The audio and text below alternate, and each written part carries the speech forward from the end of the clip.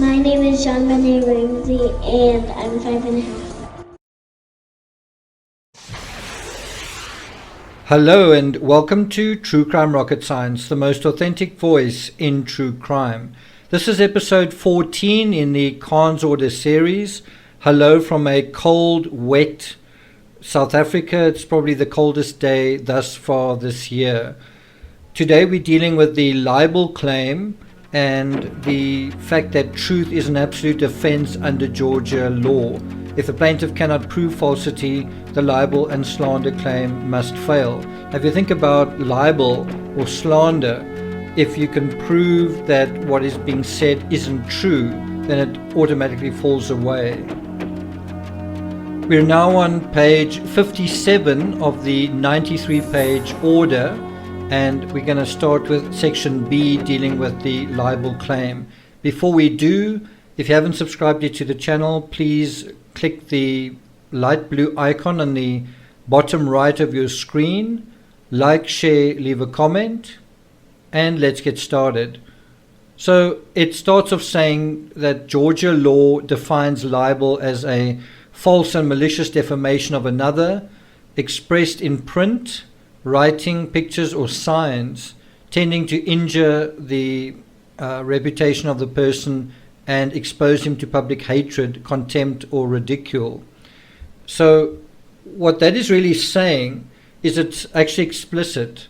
So libel is explicitly claiming something that's malicious, that's not true. So in other words, saying something that is true about someone that's not very nice, there's nothing really wrong with that, but saying something that's not true and that is harmful and malicious, whether it's expressed in print, in writing, in signs, in pictures, if the whole purpose of it is intending to injure the reputation of the person or to expose them to public hatred or contempt or ridicule, that is all falling within the claim of libel.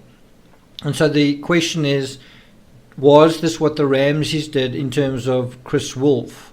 Was this what the Ramseys did, which we're going to get to in a moment? Actually, in fact, the next episode, episode 15, did the Ramseys do that to their housekeeper, Linda Hoffman Pugh?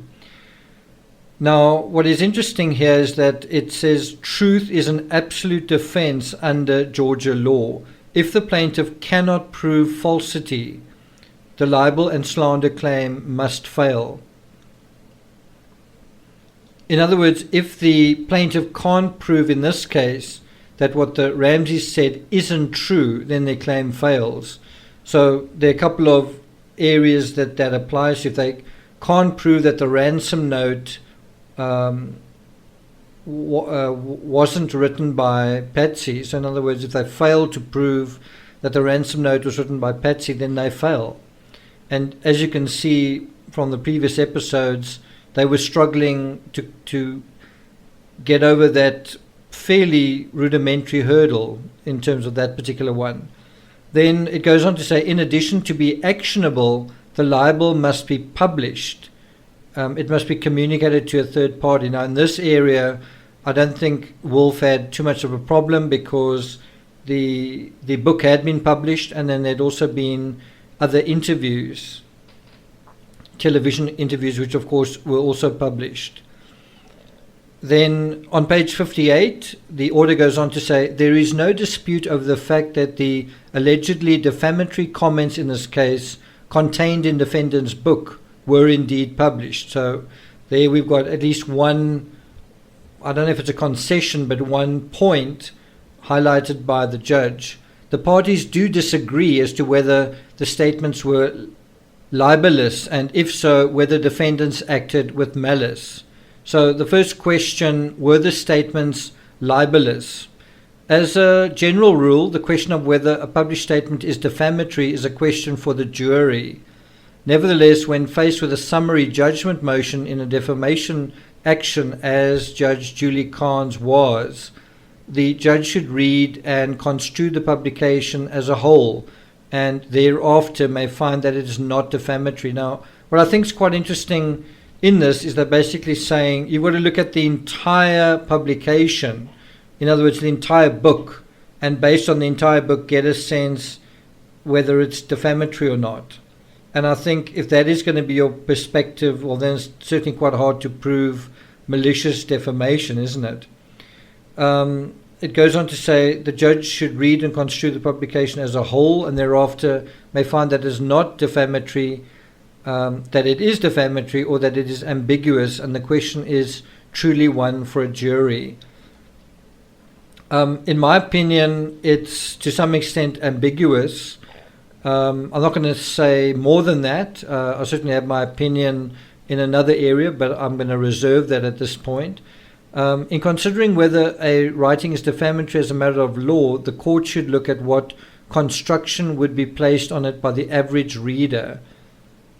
The passage at issue in the book emanated from a conversation in August 1997 between plaintiff's then girlfriend Jacqueline Dilson and Pam Poore, sister of Mrs. Ramsey. Specifically, Dilson contacted Poore and told her that she believed plaintiff Wolf to be involved in the murder of JonBenet Ramsey.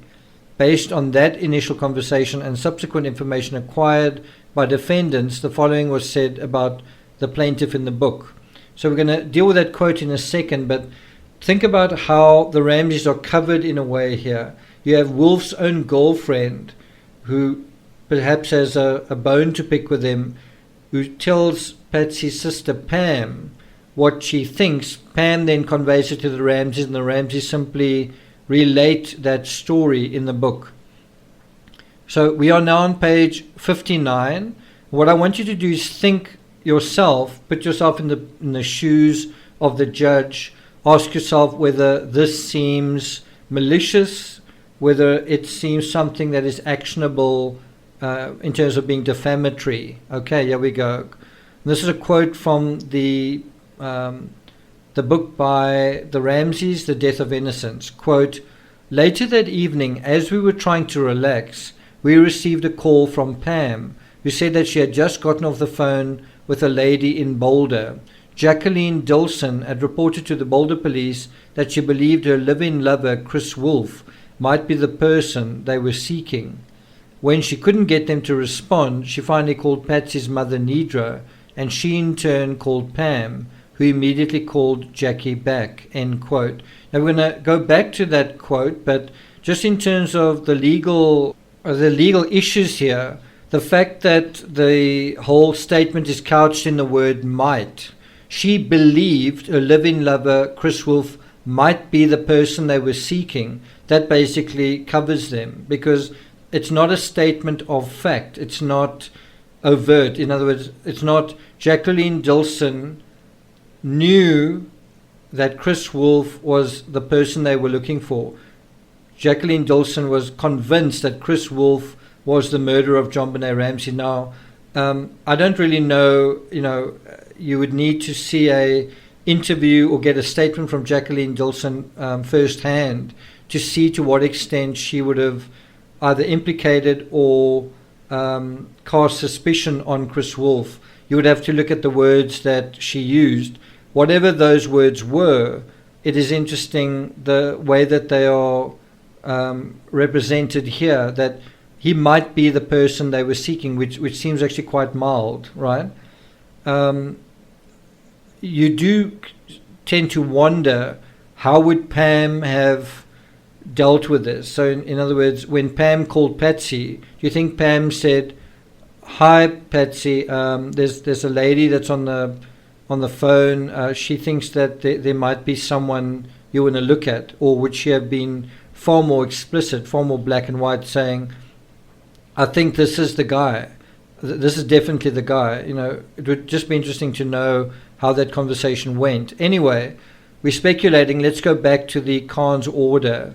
Quote, "Jacqueline Dilson worked at the Dakota Ranch, a small retreat and conference center near Lyons, Colorado, which, I don't know if you say Lions, but which pushed New Age experiences. She had allowed Wolf to move into a trailer in 1995.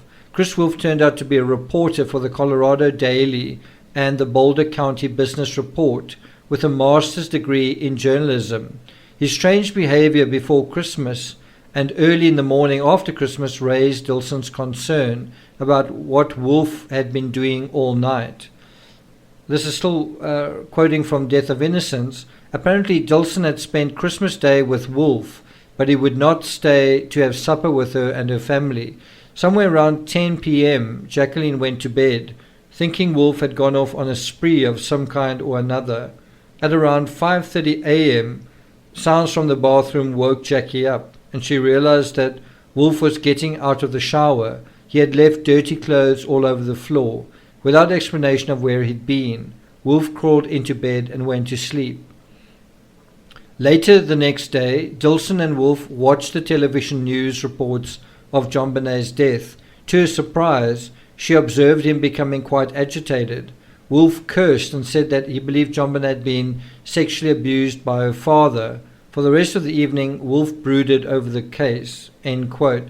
Now, what I think is a bit of a false flag here is there are thousands of people, if not millions of people, who responded to television reports in much a similar way. You would get some people getting agitated saying, I'm sure Patsy did it, and you get some getting agitated saying, I'm sure that John did it. And my experience has been that most people that are new to the Ramsey case tend to implicate John. And when they get to know the circumstances a little bit better, they then move on to Patsy. And then there's something that follows on that as well. So Dilson saying this, I don't think is really out of the ordinary. And that is, I guess, to Wolf's benefit, but certainly not in terms of his suit against the Ramseys, right? Then going back to the narrative, quote, according to Dilson, Wolf hated big business and had a fascination with world political disputes and political violence. Most importantly, she said that at one time, Chris Wolf had been given a sweatshirt with the initials SBTC, the signature on the ransom note, which stood for Santa Barbara Tennis Club. We considered this a very significant lead and gave all the information we had to the police. End quote. Now we're on page 60. Now the Ramseys saying this, we considered this a very significant lead. I think that would be potentially defamatory if the Ramseys knew something, put it this way, if they knew that actually Wolf was innocent. Even so, the words very significant lead is just saying that they thought there was something to it. Of course, he is being implicated, and I don't think it's unreasonable to some extent for him to be implicated because SBTC was on the ransom note. The rest dealing with him hating big business and having a fascination with world political disputes, well, does that make him part of a foreign faction? That's debatable. Now, I do remember Jane Harmer in the 2016 Dateline documentary, I think on the 20-year anniversary of JonBenét's death, saying that they didn't investigate anyone as much as they investigated Chris Wolf. They checked his handwriting, they subjected him to a lie detector test, took blood samples, basically interrogated him back and forth, but ended up coming up with nothing. In any event, we go back to the Khan's order, quote, we also learned that on January 30, police officers had stopped Wolf at 11 a.m. as he drove into Boulder, and they discovered he was driving with a suspended license. Whoa. The woman officer took him to the police station for further questioning when Wolf abruptly told her that the police would make better use of their time by chasing the killer of JonBenet Ramsey, end quote. Now, this certainly didn't help him, making a remark like that. But again, you can kind of see it either way, that, because of this attitude, he cheekily made that remark. Anyway, going back to the narrative, quote, he definitely caught everyone's attention with that remark. Detectives Ron Gossage and Steve Thomas started interrogating Chris Wolf with hard questions about our child, end quote. Now, if you think about this part of the narrative, the Ramseys are conceding that they were, investigating and interrogating Chris Wolf. And so where does it come from, this whole idea that the Ramseys the Boulder police only focused on the Ramseys? Chris Wolf is an example of someone who they identified, and then sure enough, they went and they questioned him, right? And so let's go back to their narrative, and this again is quoted in the Khan's order, but it's referring to the death of innocents. Quote, when they asked Wolf to write some words from the ransom note, he refused. The police put him in handcuffs, but he still refused. Finally, the two detectives put him in jail, pending the resolution of his suspended license. Later that day, Wolf was released. Wolf later reported that Steve Thomas and John Eller called him a few weeks afterward to come down to the police department. Once there, they told him, we have no interest in you, but they did confirm that someone had given his name to police as a possible suspect. Whatever the police's intentions, Wolf went on our suspect list. He represented too many unanswered questions. End quote. So that's quite a strong statement. It's basically saying, although the Boulder police basically didn't think that the suspicion around him went anywhere, and that is why the Ramseys say, whatever the police's intentions, they basically say, well, the police may have taken him off their suspect list, but he stayed on ours. And I think that, again, swings the pendulum of libel back kind of in the direction of the plaintiff, doesn't it?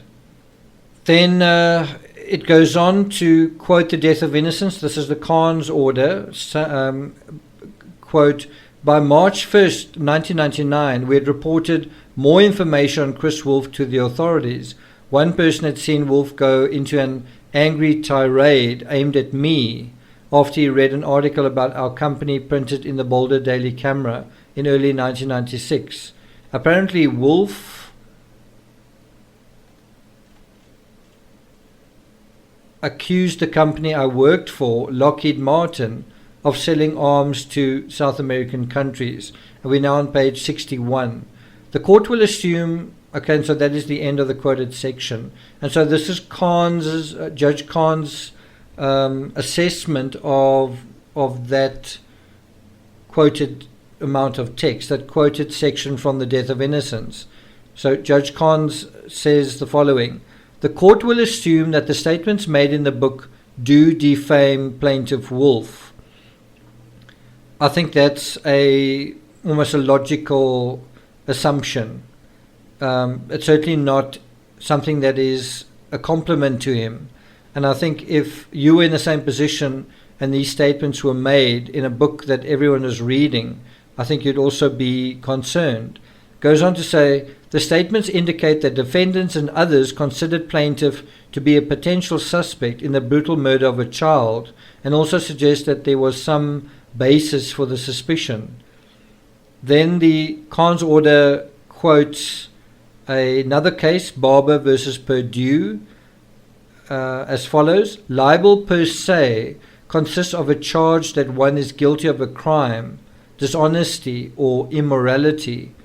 If false, such statements could reasonably be held by a juror to constitute libel per se because the statements are injurious on their face, without the aid of extrinsic proof.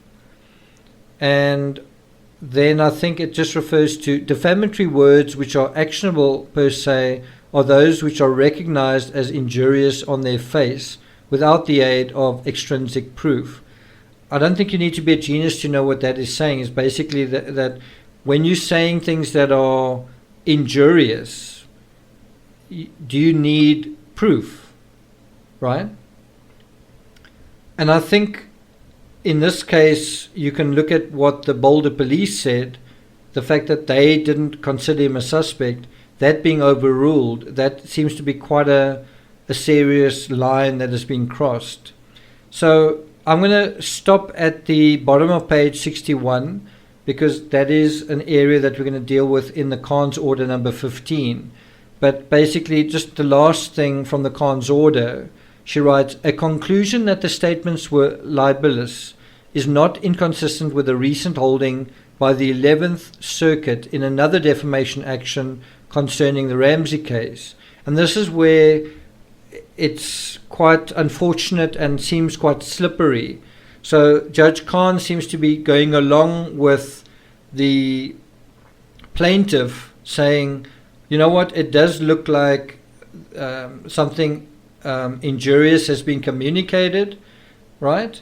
And then she mentions, well, there's another case by plaintiff's counsel, Dana Hoffman, and in that action it involved Hoffman Pugh versus the Ramseys, where Linda Hoffman Pugh also claimed that the defendants had libeled her in their book by creating a false impression that she was or had been a suspect. And so in the next episode, we're going to be dealing with how the judge deals with that verdict and how that verdict has an impact on her own verdict. So I'm not going to take it further than that. I will tell you that we're already up to chapter 4 in the audiobook version of the CRAVEN Silence 2. I'm quite impressed with the strong start of the CRAVEN Silence 2. I'm enjoying narrating it. If you want to pick it up, it's available on Patreon, and so is the CRAVEN Silence. And so a series of books that we're going to do, audio book versions of them, available on Patreon. And that is available on www.patreon.com/TCRS. Thank you for listening, and I'll see you guys next time.